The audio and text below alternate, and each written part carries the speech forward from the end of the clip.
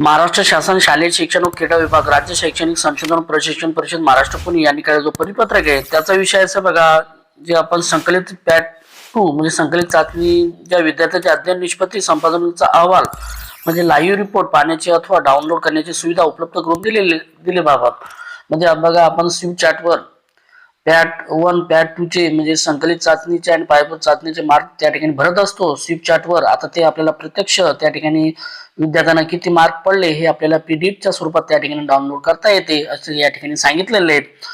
अधिकाऱ्यासाठी बघा, हे लाईव्ह रिपोर्टच्या आधारे शिक्षकांच्या विद्यार्थ्यांच्या अध्ययनातील त्रुटी व बलस्थाने ओळखता येतील. अध्ययन निष्पत्ती निहाय इयत्ता 2री ते 8वीच्या विद्यार्थ्यांच्या उपचारात्मक अध्यापनासाठी पुढील अध्यापन प्रक्रियेचे नियोजन करण्यासाठी मदत होईल.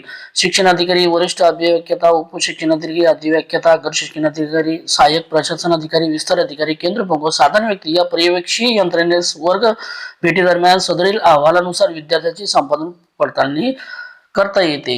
आता या ठिकाणी लिंक पण दिलेली आहे आपल्याला, तर या ठिकाणी मी तुम्हाला लाईव्ह दाखवतो स्विप चॅटवर नेऊन. त्या ठिकाणी आपण विद्यार्थ्याचे मार्क भरल्यानंतर त्याच्यानंतरही आपण त्या ठिकाणी विद्यार्थ्याला किती मार्क मिळाले हे आपण या ठिकाणी आता पाहू शकतो. असं या ठिकाणी सोय उपलब्ध करून देण्यात आली आहे. पहिल्यांदाच अशी सोय या ठिकाणी उपलब्ध करून देण्यात आली आहे.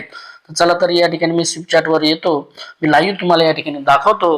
हे जे लिंक आहे या लिंक या ठिकाणी मी तुम्हाला देतो किंवा याची लिंक मी तुम्हाला डिस्क्रिप्शन बॉक्स मध्ये देऊन टाकेल. हे जी स्विप चॅटची लिंक आहे त्या लिंकला या ठिकाणी मी टच करतो, ते आपल्याला स्विप चॅट या ऍप्स वर घेऊन जाते.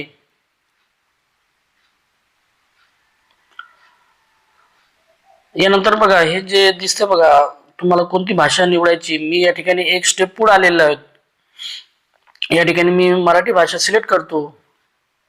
पुढील हे ऑप्शन दिसते तुम्हाला, पुढील ऑप्शनला या ठिकाणी क्लिक करा. या ठिकाणी नोंद करा, मी शिक्षक आहे, शिक्षकाला या ठिकाणी क्लिक करतो. जो युडायस नंबर असतो तो या ठिकाणी टाका आणि जो एरो दिसतो बघा, एरोला या ठिकाणी क्लिक करा. याला होय दिलेली माहिती योग्य आहे, याला या ठिकाणी क्लिक करा. करेल पॅट अहवाल याला या ठिकाणी मी क्लिक करतो. कृपया शिक्षक कोड या ठिकाणी प्रविष्ट करा, म्हणजे आपला जो शालार्थ आयडी असतो तो या ठिकाणी टाका. शालार्थ कोड टाकल्यानंतर हा जो एरो दिसतो एरोला या ठिकाणी क्लिक करा. या ठिकाणी आपली माहिती येऊन जाते, ती माहिती बरोबर आहे का, बरोबर असल्यास या ठिकाणी होय दिलेली माहिती योग्य आहे याला या ठिकाणी क्लिक करा.